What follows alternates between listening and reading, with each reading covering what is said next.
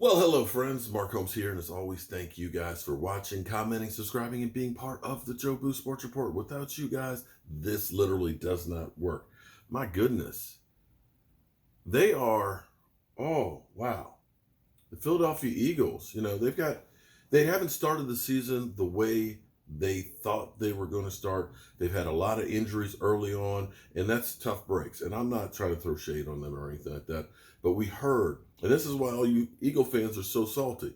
We heard that they had the best team in football personnel-wise, 2 years removed from the Super Bowl. They had all kinds of depth, and now all of a sudden, they're pushing the panic buttons on the season. And you start listening to this, these guys have kind of evolved. Let's listen to this just a little bit here. One team that's clicking on all cylinders to another team that's seemingly stalled and looking for a mechanic. The 1-2 Eagles at the 3-0 Packers. Thursday Night Football on Fox. Despite the depth and the talent, the Eagles have been riddled with injuries, and they've struggled to keep Carson Wentz upright. But Wentz isn't concerned. He's a glass half full kind of guy. We're not really looking at this as a bad spot. We're 1-2, yeah, but we have a lot of the season left, and we're little things here and there in each game that we know we're going to get corrected, and we're going to be in a good spot. It looks like a leprechaun. We're excited Thursday night to go show what we can do and get going back in the win column. Nick, you said something interesting the other day with regards to the Eagles. It gets late early. And I'm wondering, are you concerned the Eagles won't turn things around until it becomes too late for them? Well, you would officially be concerned about a day and a half from now if they lose to Green Bay. 1-3 since 1990. Three over a little over 300 teams have started 1-3. Only 31 have made the playoffs from that start. We talk about 0-2. We talk about 0-3. 1-3, you've got about a 10% chance according to recent history. And all the focus has been on Carson Wentz and the receivers and the drops. I want to flip it to the other side as maybe the biggest reason for concern for Philadelphia. When they won their Super Bowl, Chris talked about all the time, and he's right, they're big people. That's the offensive and the defensive line. That defensive line with all the depth. Oh, they lose Malik Jackson, no problem. Now they're just down to Fletcher Cox and Timmy Jernigan, the D tackles they had that won the Super Bowl. What? The Eagles have 2 sacks this year. That's 31st in the NFL. There are only 6 teams that have forced fewer turnovers than the Philadelphia Eagles. Fletcher Cox, for the first time in 3 years this past weekend, 0 tackles, 0 sacks, 0 quarterback hits, 0 quarterback hurries, did not show up in the stat sheet. He might be the best player on the team.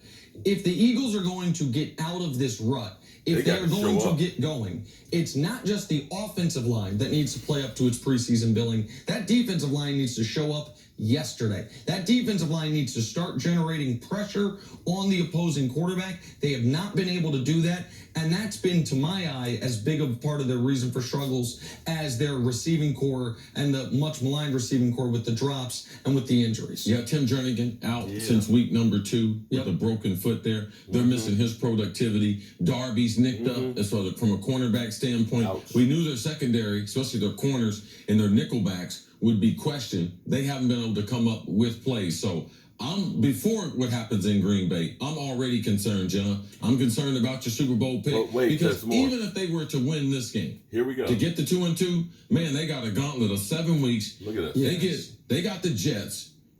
After Green Bay. After the kissing disease is cured, he'll be back. Darnold will be playing. Then at Minnesota, at Dallas, at Buffalo, Chicago back at home. You're going to need a bye, and then you play the world champs, New England.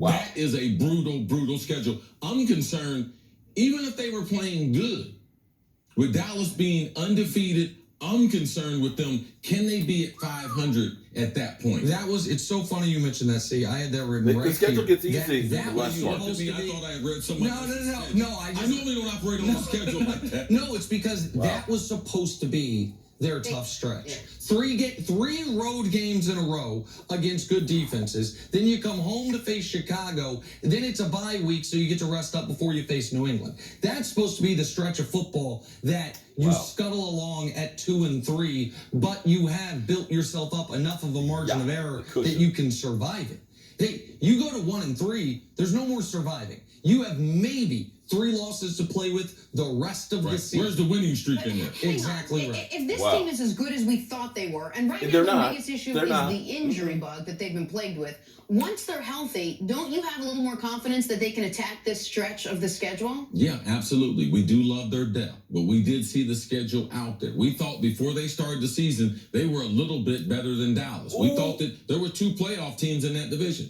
It seems like Dak Prescott and they haven't hit the meat of their schedule. This is the type of schedule, Jenna, that when you have that type of roster, when you come through it, you're ready for the postseason. Like you're tested, your team is hardened, like it is ready for some good football. But you come through this and you're a couple games under 500. Say Dallas is off to a historic type start and everything. Those are the types of things that get seasons off and it's hard to recover from. And I thought they'd be 3-0 at this point.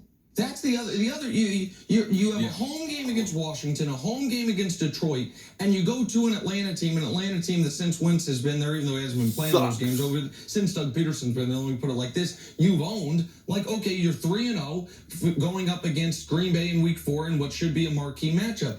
The other element is every year. There's a team that everyone acknowledges is just a given, is going to be excellent, that falls off. Yep. I thought it was going to be the Told you Rams. that. Remember, I picked the Rams to miss the playoffs because I was sure. Who's the team that we all just say definitely is going to be good that falls off? I'm not Told y'all. saying that's Philadelphia. I'm not assigning that to It them. is. But It is. don't look like it's going to be New England. Yep, last year was Minnesota. Last year's Minnesota. It doesn't look like it's going to be New England. Kansas City, pretty damn good. New Orleans finding ways to win despite the quarterback injury. So who is going to be the team that half the pundits had, at least in the conference championship game, if not beyond? Philadelphia right now would be the team you circle and say, I'm worried about them. And that's before they have to go to Green Bay in a game that could make the first quarter of their season a total disaster. Yeah. The last thing they need is for me to put a curse on them. Yeah. They better invite me to alumni weekend. Whenever that Going is. through this, yeah. I need to.